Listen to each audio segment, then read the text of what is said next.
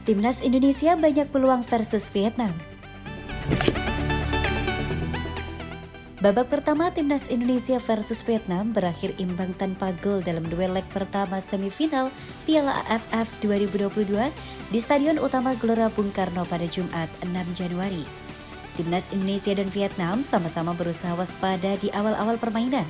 Namun satu pemain Vietnam, Phu Van Tan, sudah terkena kartu kuning di menit kelima karena melakukan tackle berbahaya kepada Marcelino Ferdinand. Pada menit ke-12, Nguyen Quang Hai sempat mendapatkan kesempatan melakukan tembakan dalam skema sepak pojok, tetapi tembakan Quang Hai masih jauh dari sasaran.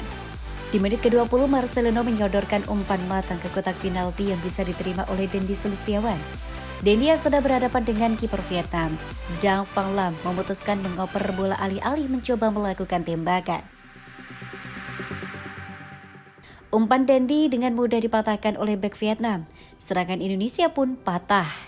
Setelah melewati 20 menit awal, tempo pertandingan pun meningkat. Serangan Indonesia mulai terlihat lebih menggigit.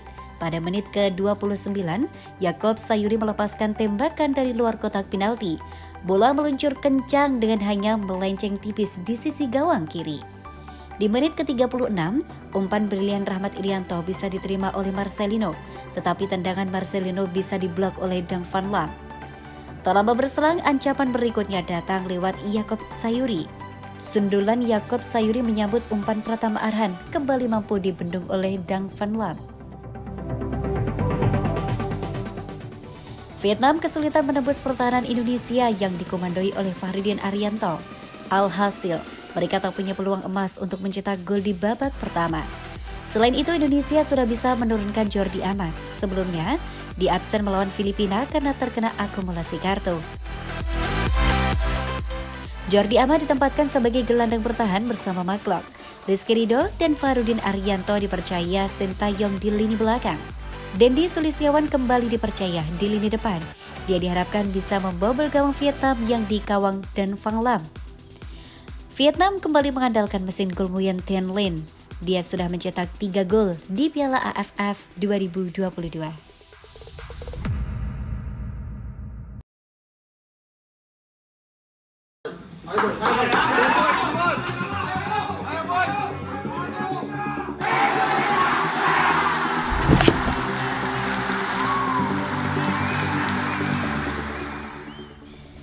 Tiga pemain timnas Indonesia yang dicap egois. Nomor 1 tak punya klub.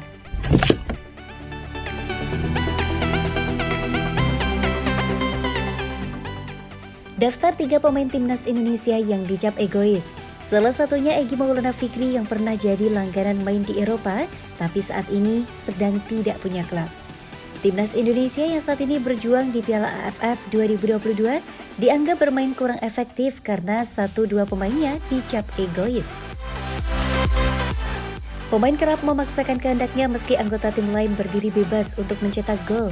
Situasi itu terlihat jelas dalam laga Timnas Indonesia melawan Filipina dalam laga pemungkas grup A di Stadion Rizal Memorial Selasa 2 Januari 2023.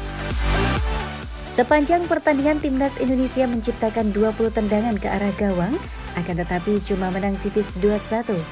Di media sosial, netizen menyoroti kinerja pemain yang dicap egois. Merangkum 3 pemain yang bisa dikatakan egois berikut daftarnya. Ricky Kambuaya performanya sempat menjadi sorotan dan netizen pun menyebutnya pemain itu egois. Pasalnya, dia terlalu berambisi mencetak gol dalam laga itu, tepatnya saat Kambuaya lebih memilih menggiring bola ketimbang mengumpan kepada Ilja Spasojevic. Padahal, Spaso saat itu tinggal berhadapan dengan kiper timnas Filipina. Sadil Ramdhani pun dalam laga Filipina versus Indonesia juga dinilai egois.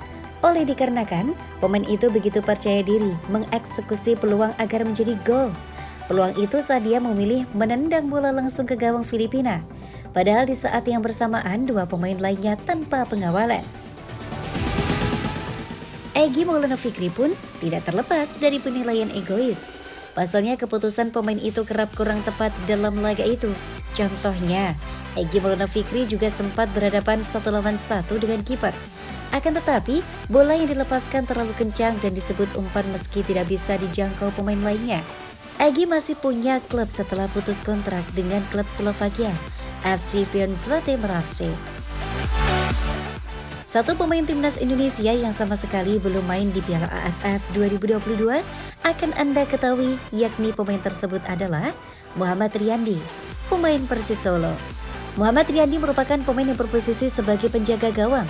Sayangnya, ia sampai saat ini belum mendapatkan kesempatan bermain lantaran posisi Nadeo Argawinata yang sulit untuk tergantikan. Akan tetapi, Nadeo mengalami cedera dan tidak bisa melanjutkan pertandingan di laga kontra Filipina pada fase grup A Piala AFF 2022.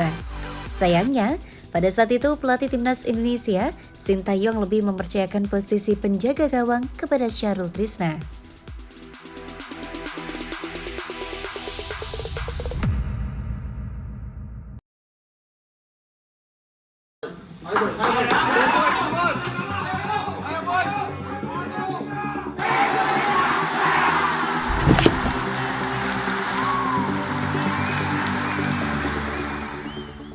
Takut main di kandang timnas Indonesia, timnas Vietnam minta pertolongan AFF dan FIFA.